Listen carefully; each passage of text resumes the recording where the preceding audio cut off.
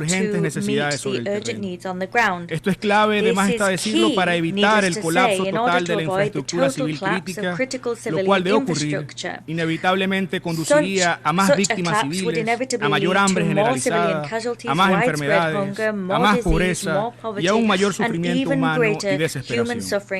En última instancia, de ocurrir, esto solo profundizaría aún más la crisis humanitaria y la ya catastrófica situación en Gaza, donde la mitad de la población civil está compuesta por niñas y niños y refugiados, y donde más del 85% de la población ha sido ya desplazada internamente. Señor presidente, subrayamos que Israel, la potencia ocupante, debe respetar y acatar plenamente las medidas provisionales dictadas por la Corte Internacional de Justicia el pasado 26 de enero de 2024. Es decir, ya hace un mes en el que lamentablemente no hemos visto un cambio en su conducta, sino más bien la consolidación de un patrón de continuo y sistemático empeoramiento de la situación.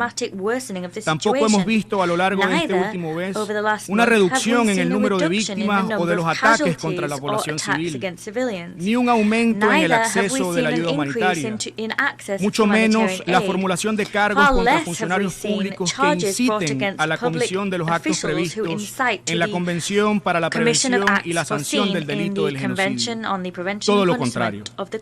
En este contexto subrayamos la importancia de evitar la selectividad o el doble rasero en la aplicación del derecho internacional y de otras obligaciones jurídicamente vinculantes. Pues de ser así, solo se estaría envalentonando aún más al agresor a cometer, entre otros, nuevos crímenes o escaladas de violencia, así como aún más violaciones en masa a los derechos humanos. Enfatizamos a este respecto que es nuestra responsabilidad común impedir que se siga prolongando el imperante ciclo de impunidad.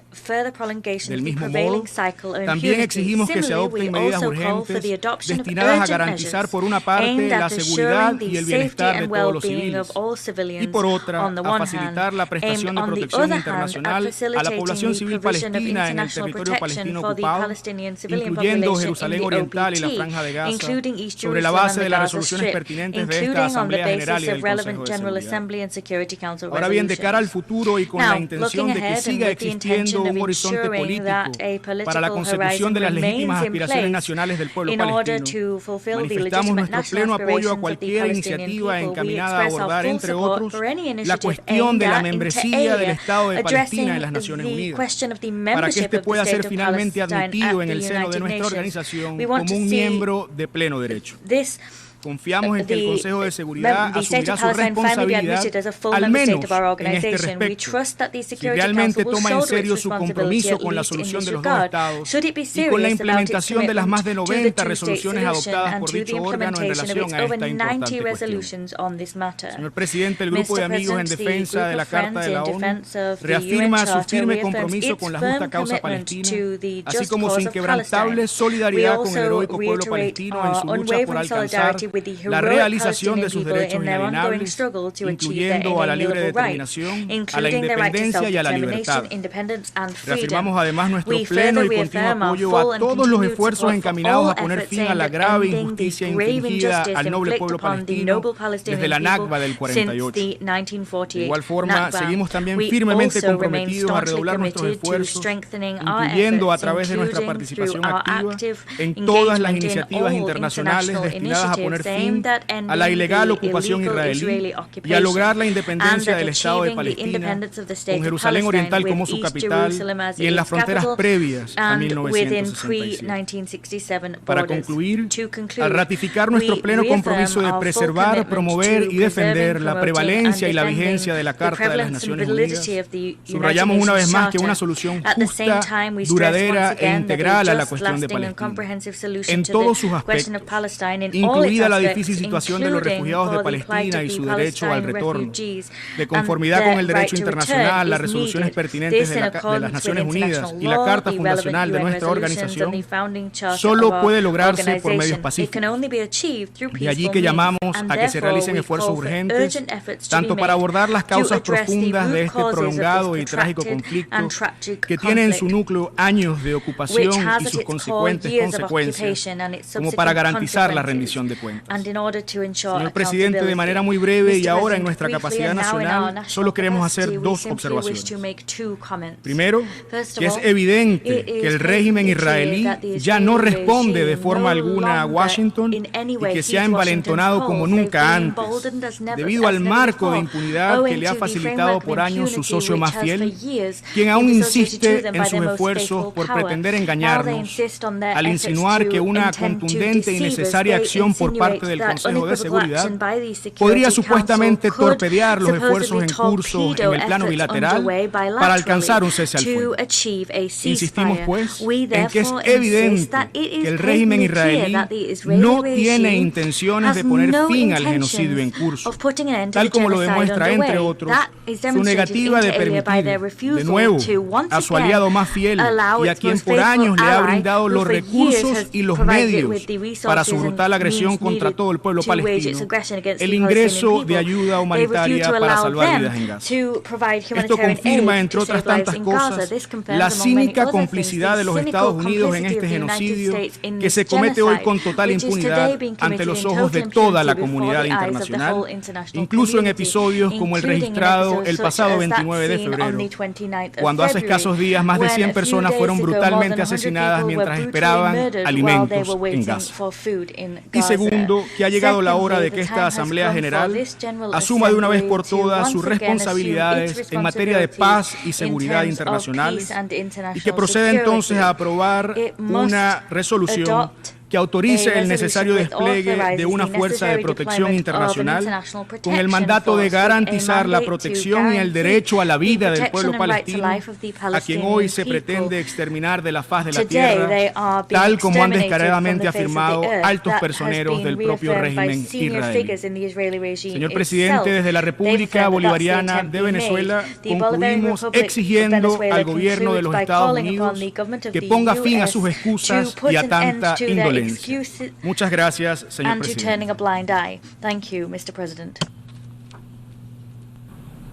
I should like to thank the representative of the Bolivarian Republic of Venezuela, and I now invite the distinguished representative of Pakistan, speaking on behalf of the Organization of Islamic Cooperation, to take the podium.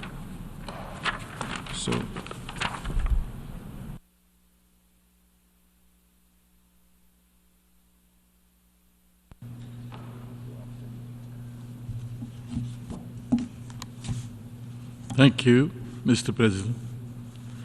Mr. President, I have the honor to present this statement on behalf of the members of the Organization of Islamic Cooperation in my capacity as the acting chair of the group.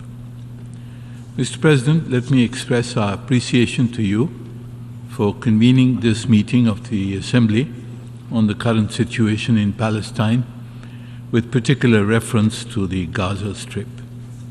This meeting is taking place owing to the unfortunate event of the use of the veto on 20 February 2024 by the United States of America, being a permanent member of the United Nations Security Council, during the Council's debate held under the agenda item, the situation in the Middle East, including the Palestinian question. It is deeply regrettable that the Security Council has failed, once again, to assume its primary responsibility under the United Nations Charter to halt the atrocities perpetrated against the Palestinian people in Gaza by the Israeli occupying power. This failure has no doubt reflected negatively on the primary role of the Security Council, the principal organ of the UN with regard to maintenance of international peace and security. It is obvious that since the launch of the aggression on Gaza and elsewhere in Palestine nearly past 5 months ago, the entire world has continued to follow with growing despair and anger the monumental and unending suffering imposed on the Palestinian people in Gaza. This situation has resulted in the colossal loss of lives and wanton destruction of homes, schools, hospitals, and religious sites in Gaza due to the incessant attacks by the Israeli occupying power on the territory. The number of human casualties from the Israeli aggression on Gaza has grown further due to the recent bombardment of the city of Deir al-Bala in Gaza. According to the OIC's Observatory on Israeli Crimes, and violations against Palestinians, a total number of 690 deaths were recorded during the week from 20th to the 26th of February 2024, while over 1,057 persons sustained several injuries. It is on record that since the beginning of the aggression on Gaza on 7 October 2023, the total number of persons killed or massacred rose to 29,700. 70% of them were women and children. More than 12,500 were children. Mr. President, I would like to add that we strongly condemn the carnage wreaked by Israel's occupation forces on unarmed Palestinians awaiting life-saving aid and food delivery in Gaza on 29 February. This is another manifestation of Israel's pervasive and continuous violations of international humanitarian law. Mr. President, it is rather unfortunate, to say the least, that the various efforts deployed by the international community to end this catastrophic humanitarian disaster in the Gaza Strip have not yet yielded positive results. It is in this context that we welcome your timely initiatives to resume the 10th Emergency Special Session of the General Assembly, which led to the adoption of the two resolutions of 26 October and 10 December 2023, respectively. These resolutions, among other provisions, called for an immediate humanitarian ceasefire while demanding that all parties comply with their obligations.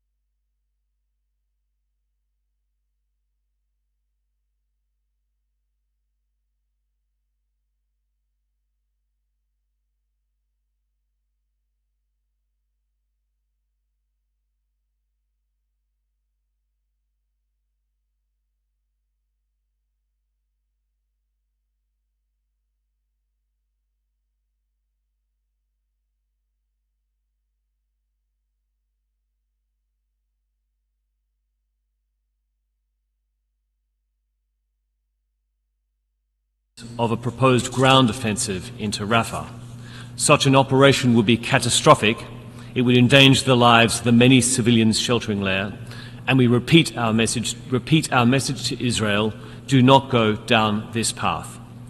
We expect Israel to comply with the International Court of Justice's ruling on provisional measures, including to enable the provision of basic services and humanitarian assistance.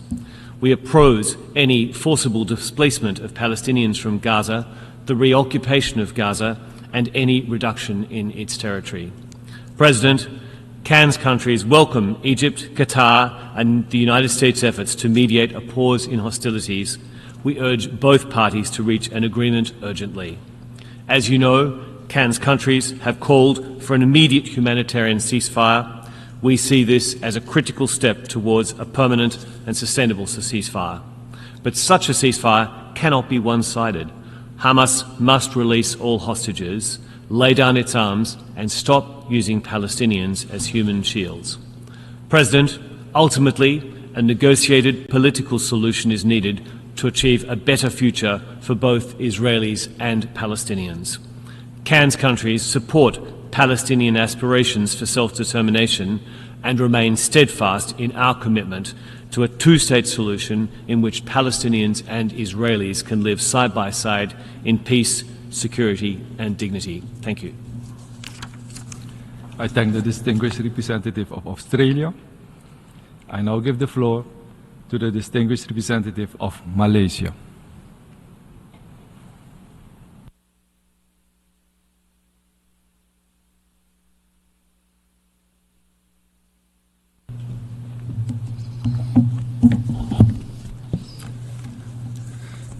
Mr. President, my delegation thanks you for convening today's plenary meeting following the veto cast by a permanent member of the Security Council during its meeting on 20th February 2024 under the agenda item, the situation in the Middle East, including the Palestinian question. We align ourselves with the statement of the OIC delivered earlier by the permanent representative of Pakistan. Mr. President, Malaysia profoundly regrets the exercise of the veto, which had prevented the Security Council from adopting a crucial draft resolution presented by Algeria. The text, among others, demanded an immediate humanitarian ceasefire, rejected the forced displacement of Palestinian civilians, and called for full, rapid, safe, and unhindered humanitarian access. Support towards the text by 13 members of the Council clearly showed that there was agreement among a large majority of the Council. Alas, this clarion call by the majority of the members of the Council, as well as the General Assembly, did not come to pass. The Security Council bears the primary responsibility for the maintenance of international peace and security. The ruthless war waged in Gaza for 150 days now has beyond doubt proven to be a grave threat to international peace and security. However, the Council's continued paralysis prevents it from discharging its mandate and allowed the carnage and collective punishment of Palestinian civilians, women and children alike, to persist. The death toll in Gaza is beyond appalling. Women, children, humanitarian and health workers, journalists and media personnel, and UN staff have all fallen victim to the barbarism of Israel. The humanitarian condition has long been described as dire, as aid supplies continue to be denied or severely impeded. Bombardments persist incessantly in all parts of the Gaza Strip. For months, we have heard repeatedly from UN staff and international aid workers that nowhere is safe in Gaza. Last Thursday, we witnessed the killing of more than 100 innocent, hungry civilians waiting for long overdue food aid delivery. How many more innocent people must die before those who oppose a ceasefire in Gaza would finally see that enough is enough? Israel has brazenly violated every facet of international law with utter impunity, especially international humanitarian law and international human rights law. Israel disregards its duty to protect civilians and civilian infrastructure. Security Council resolutions and the order of provisional measures issued by the International Court of Justice are blatantly cast aside. Israel continues to trample the rule of law, confident that it will not be held to account for its belligerence so long as it enjoys the patronage of a permanent member of the Security Council. The impunity enjoyed by Israel challenges the legitimacy of international law. It undermines efforts towards a peaceful, just, and lasting solution to the conflict, and further derails the realization of the two-state solution. Mr. President, it is time for the aggressor to be compelled to abide by the rule of law. First, states should immediately halt the sale and supply of arms and ammunition to Israel. Second, financial support for Israel to continue this horrific aggression must be terminated now.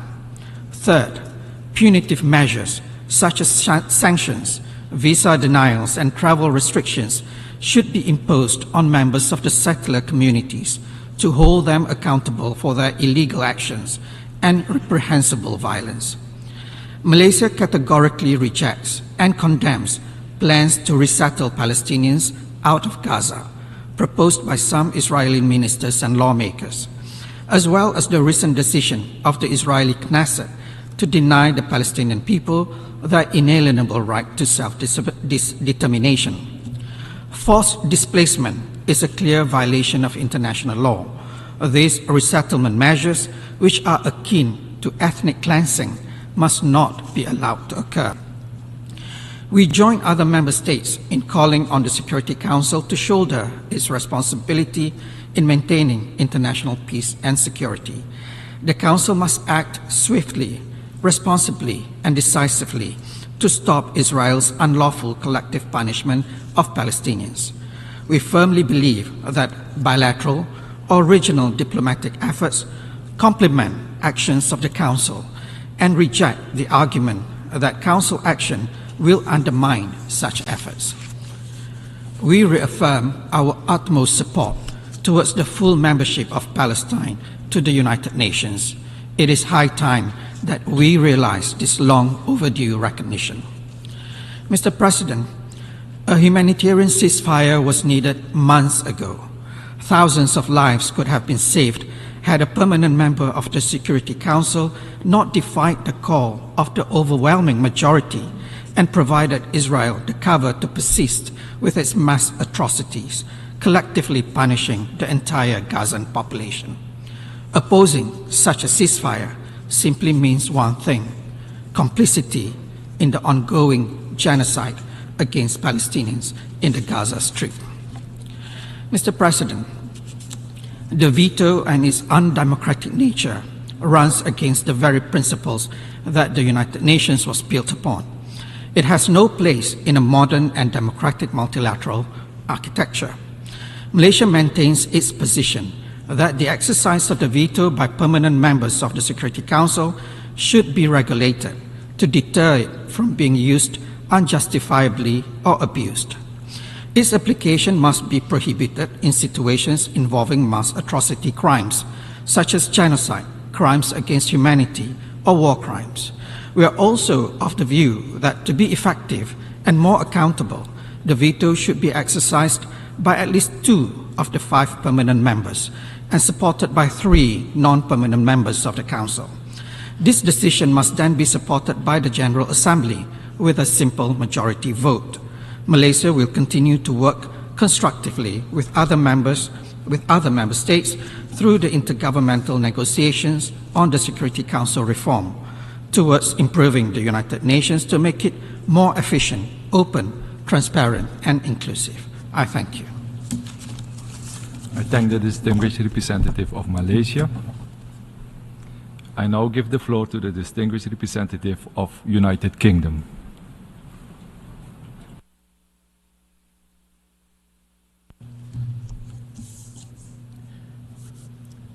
President, civilian suffering in Gaza cannot continue. Hunger has reached devastating levels. disease is on the rise. People are crammed into ever smaller slivers of land with nowhere left to go.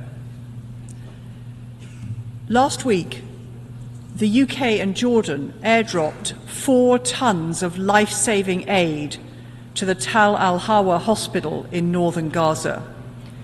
We also announced an additional $5.4 million in aid to ensure UNFPA can continue to provide life-saving support to more than 100,000 vulnerable women and girls in Gaza. As my Prime Minister has told Prime Minister Netanyahu and regional leaders, we are deeply concerned about the prospect of a military offensive in Rafah.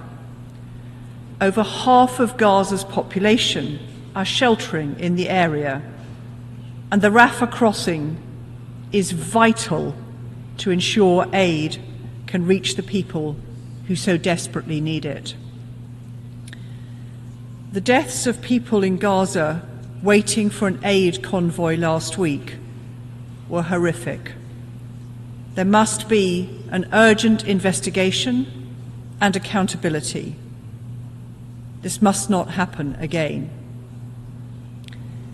And we cannot separate what happened from the inadequate aid supplies.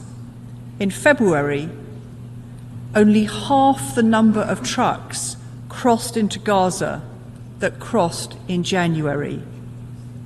This is simply unconscionable. President, Israel has an obligation to ensure that significantly more humanitarian aid reaches the people of Gaza. We have identified a series of bottlenecks that need addressing. Israel must urgently open more crossings into Gaza, eliminate bureaucratic obstacles, enable aid operations in Gaza, and ensure there is a robust deconfliction mechanism in place to protect ordinary Palestinians, NGOs, medical staff, and others providing aid.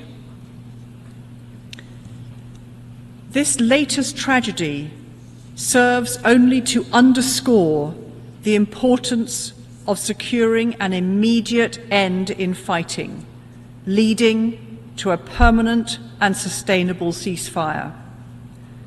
The negotiations led by Egypt, Qatar, and the US are the only way to get life-saving aid in at the scale needed and to free the hostages currently held by Hamas.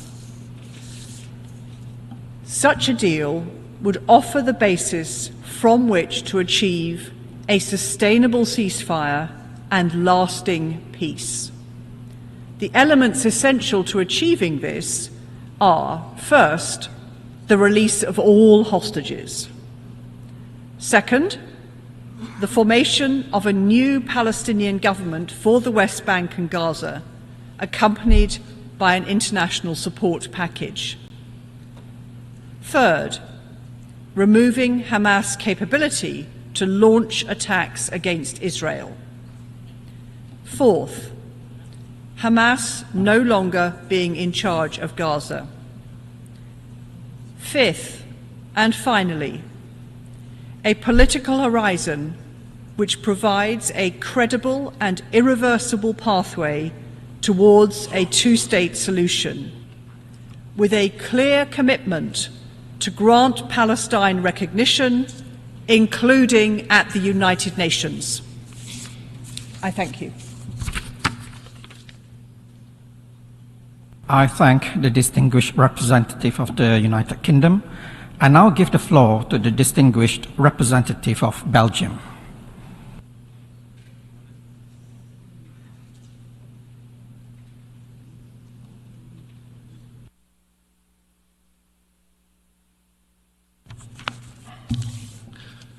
Mr. President, Excellencies, my dear colleagues, Belgium fully supports the statement of the European Union, and I wish to take this opportunity to highlight the following points. Since the horrific attacks perpetrated by Hamas on the 7th of October and the military escalation which occurred as a result, more than 30,000 people have lost their lives in Gaza. There is untold suffering being endured by the civilian populations in Gaza. More than 70% of the Gazan population has been displaced, frequently, numerously. Civil order has broken down. The health system has collapsed. Starvation looms. Basic infrastructure has been destroyed. 1 million children are confronted with daily tragedies and trauma. Not to forget the plight of the Israeli hostages who were torn from their families and detained since the 7th of October in the middle of the battlefield. Humanitarian relief efforts themselves have hit a dead end. Presently, the escalation of violence has threatened Rafah, where more than 1 million people are displaced.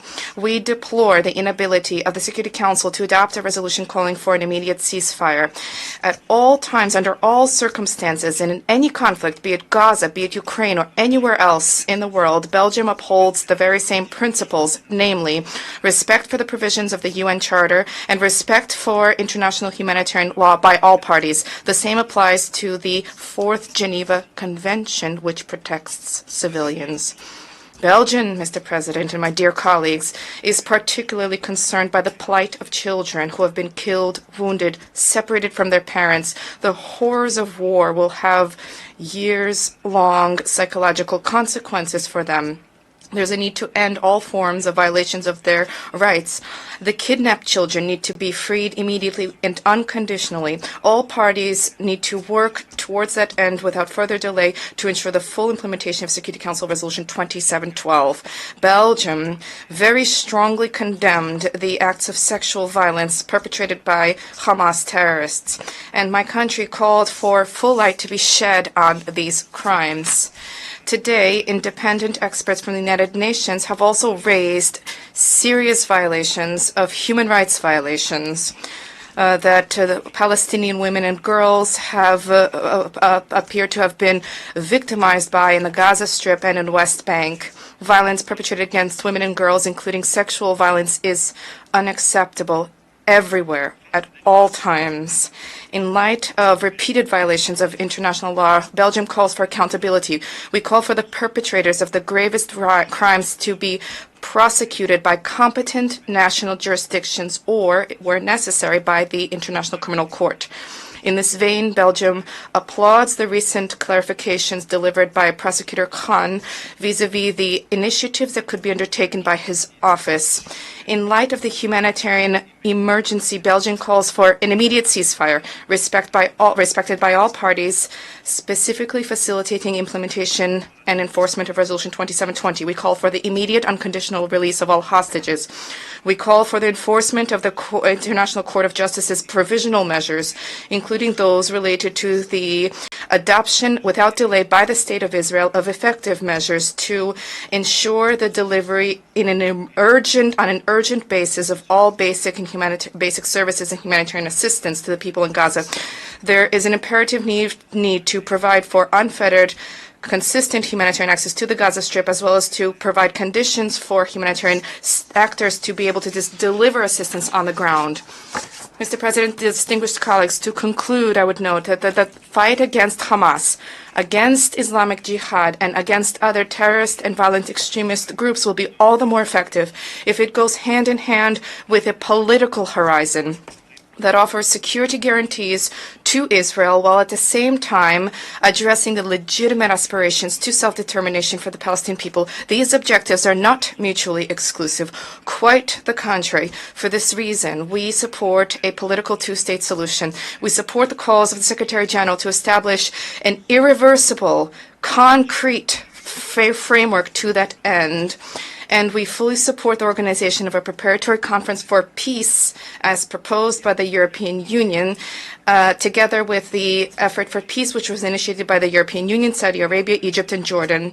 The restoration of a political horizon through a political two-state solution is the only way to guarantee lasting peace and to counter extremism. Thank you for your attention. I thank the distinguished representative of Belgium. I now give the floor to the distinguished representative of Ireland.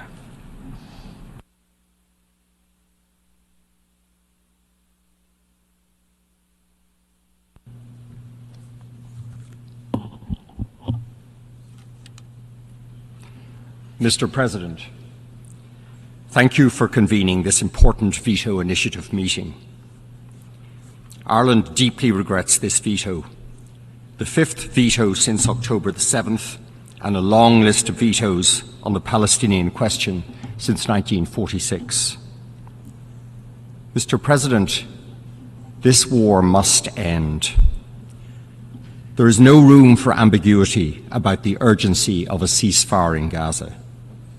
The unconditional and immediate release of hostages held by Hamas is an imperative. Nor is there any room for ambiguity about the necessity of unhindered humanitarian access. For months now, these have been Ireland's demands. It is a sobering reality that a humanitarian catastrophe of massive proportions is unfolding in Gaza. A man-made conflict-induced famine now looms larger on the horizon with every passing day. A military escalation in Rafah, where almost 1.5 million desperate people are taking shelter, casts a dark shadow. This escalation would have devastating consequences. It can and must be avoided. An immediate ceasefire and unhindered humanitarian access is a human imperative. Mr. President, the Charter confers primary responsibility for international peace and security on the Security Council. At a time when the Council is so often paralysed by politics, paralysed by the use or threat of the veto, paralysed by an inability to move with the times and reform, it is incumbent on us here in the General Assembly to remember that the Charter does not confer on the Security Council exclusive responsibility for peace and security. The Secretary-General has a significant role. We saw that when he invoked Article 99 of the Charter to sound the alarm about this brutal war. It is here in the General Assembly where the true weight of global opinion can be expressed. It has an important and complementary role. Last December, this Assembly voted to demand an immediate humanitarian ceasefire. For 153 member states, the vast majority, there was no equivocation. An immediate ceasefire was our clear demand. When the General Assembly last renewed the vital mandate of UNRWA in December 2022, 157 member states voted in favour, affirming the necessity of the continuation of UNRWA's work. In our view, UNRWA remains today as essential as ever, the backbone of a life-saving humanitarian response in Gaza and a pillar of regional stability. Mr. President, wars have rules. In this conflict, Ireland's assessment is that these rules have been broken. The attacks launched by Hamas against Israel on 7th of October were reprehensible. However, international law limits the use of force in self-defense to no more than what is necessary and proportionate. Our view for some time now is that these limits have been exceeded by Israel. International humanitarian law requires respect for the principles of distinction, proportionality, and precaution. We once again underline our serious concern that Israel's use of heavy munitions with a wide blast area is indiscriminate. The use of explosive weapons in populated areas has a devastating impact on civilians. The damage to and destruction of critical civilian infrastructure, energy, food, water, and sanitation systems further aggravates civilian suffering. Ireland is also increasingly concerned by Israel's failure to ensure essential supplies for Gaza's civilian population and to facilitate the delivery of humanitarian assistance. This appears to us to be in violation of international humanitarian law.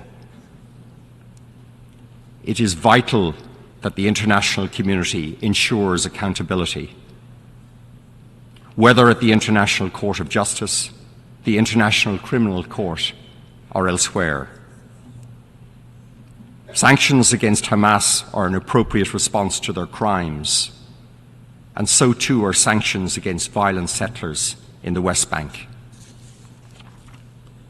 Mr. President, the current cataclysm in Gaza is but the latest corrosive cycle of violence in this conflict. History is replete with so many chapters on the Palestinian question and the Middle East peace process. No matter how far away peace feels right now, we, the international community, must more than ever redouble our efforts to finally write a new chapter. A political settlement in this long conflict must finally be secured. A ceasefire is urgent right now, but a ceasefire alone is not sufficient to end decades of conflict. We cannot lose sight of the bigger picture, the enduring need for a comprehensive political track leading to a Palestinian state. We await the finalization of the Arab peace plan and urge all states to unite around a common vision. Palestinian self-determination, along with peace and security for Israelis and Palestinians, can wait no longer. Thank you, President. I thank the distinguished representative of Ireland. I now give the floor to the distinguished representative of India.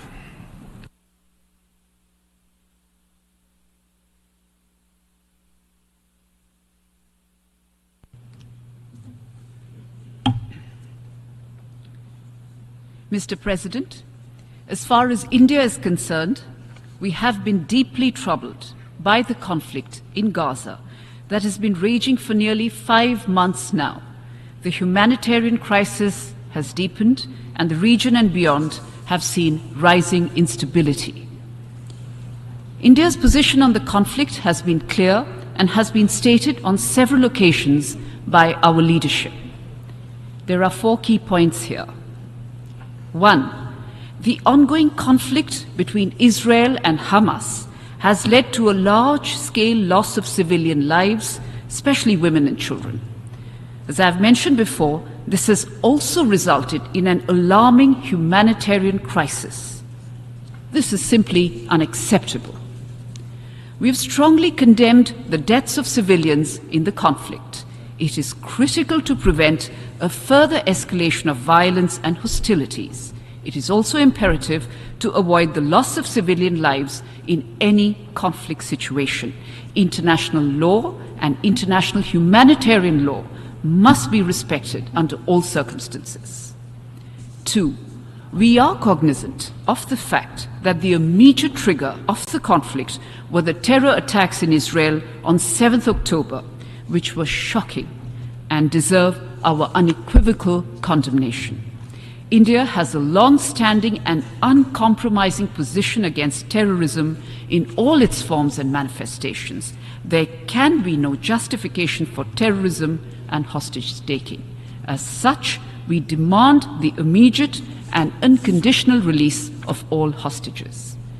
3, it is imperative that humanitarian aid to the people of Gaza be scaled up immediately in order to avert a further deterioration in the situation. We urge all parties to come together in this endeavor. We welcome the efforts of the UN and the international community in this regard. India has provided humanitarian aid to the people of Palestine and will continue to do so.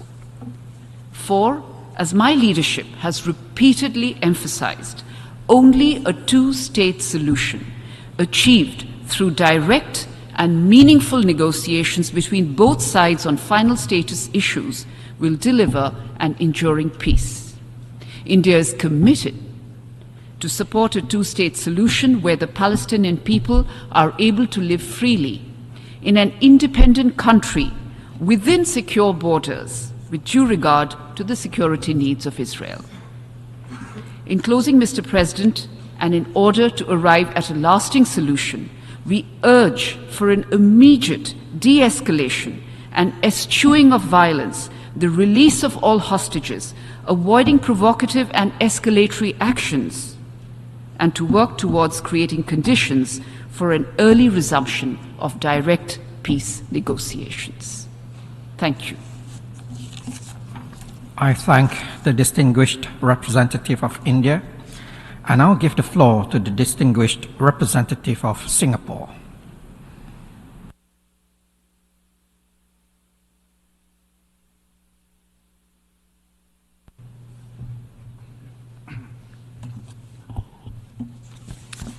Mr. President, we thank you for convening this debate on the use of the veto under plenary agenda item 63.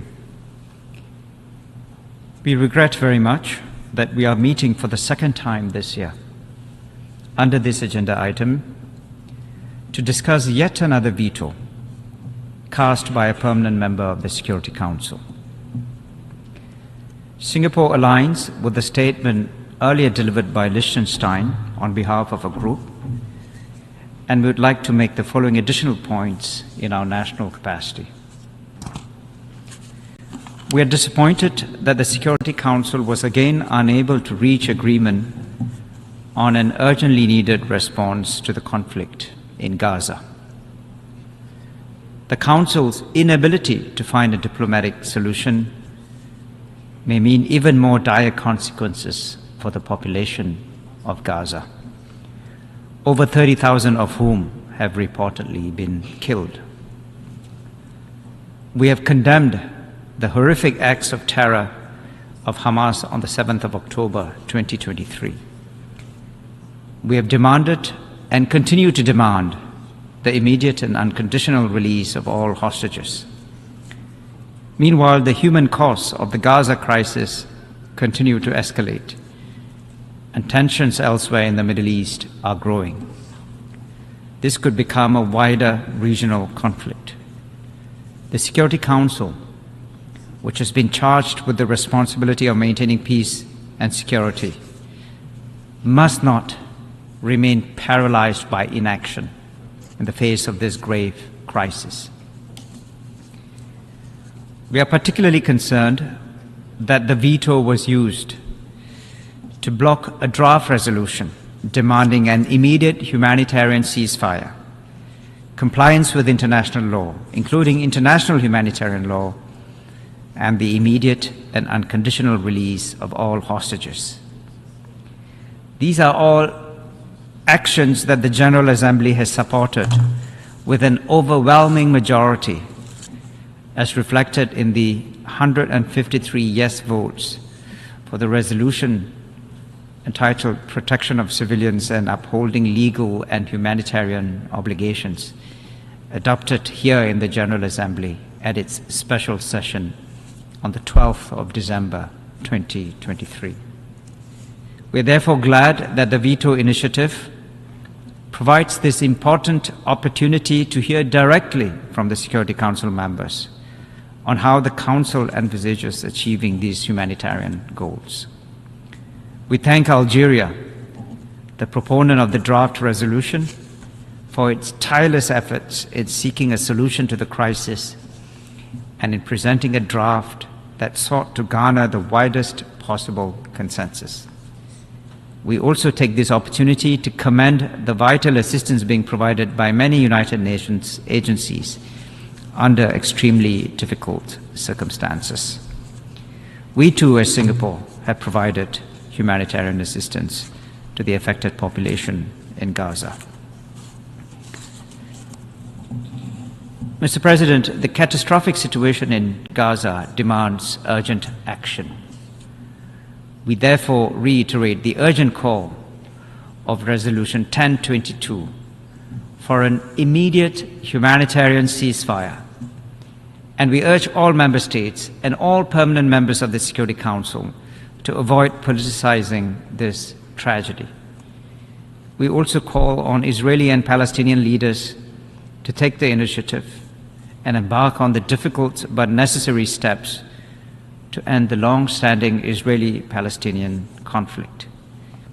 A negotiated two-state solution, in line with the relevant Security Council resolutions, is the only viable basis for a durable, just, and comprehensive solution that will allow both Palestinians and Israelis to live in the peace, security, and dignity that they both deserve. I thank you very much for your attention. I thank the distinguished representative of Singapore. I now give the floor to the distinguished representative of the Islamic Republic of Iran.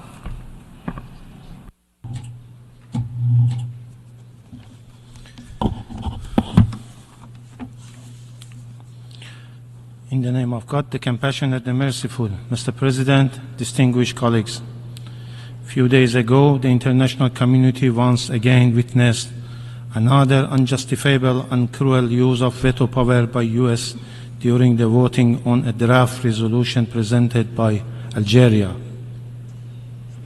calling an immediate humanitarian ceasefire.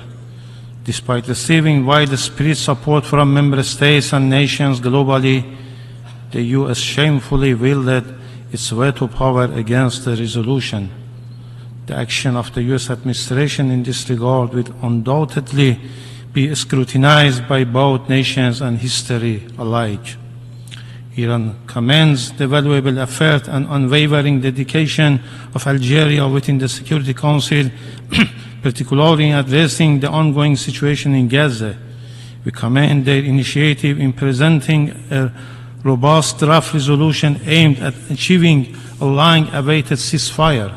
We express our gratitude to the 13 Council members who supported the ceasefire in Gaza by voting in favor of the draft resolution. The gravity of the situation in Gaza has garnered widespread attention within the international community. The Israeli authorities are using starvation as a deliberate method of war against the civilian population in Gaza. Regrettably, the Council's silence has become a license to kill and starve the Palestinian population. Moreover, the international community is deeply alarmed by Israeli decision to invade Rafah, foreseeing dire consequences for the densely populated region. Additionally, the Israeli regime action in Lebanon and Syria, which contravene international law and the United Nations Charter, have further exacerbated tension and raised concerns about destabilization in the region. We strongly condemn the most recent brutal attack of the Israeli forces against the Palestinian civilians seeking humanitarian aid. The deliberate fire attack by Israeli forces has resulted in at least 117 killed and about 750 wounded civilians. All this cruelty has been happening in the absence of a demand ceasefire. We shall precisely address the obstacle that the world has witnessed and the prevented attempts by the Security Council to shoulder its responsibilities and call for an immediate humanitarian ceasefire in the occupied Palestinian territory. It is regrettable that the United States had decided to turn a blind eye to realities and vehemently support the ongoing genocide by Israel. It even ignores loud calls from its own nation. A self-immolation incident happened in Washington last week by a 25-year-old U.S. active duty airman Aaron Bushnell indicate that how the conscience of the people of the world has been deeply wounded by the amount of the violence against Palestinians, and how the American people are desperately ashamed of policies of their administration. The obstruction by the United States of the Council Charter duties starkly contrasts with the global appeal for an end to the bloodshed, defies the inherent human nature to preserve life and violate fundamental principles of international law, including humanitarian and human rights law. Even inadmissible justification presented by the U.S. authorities for harboring such wrongdoing act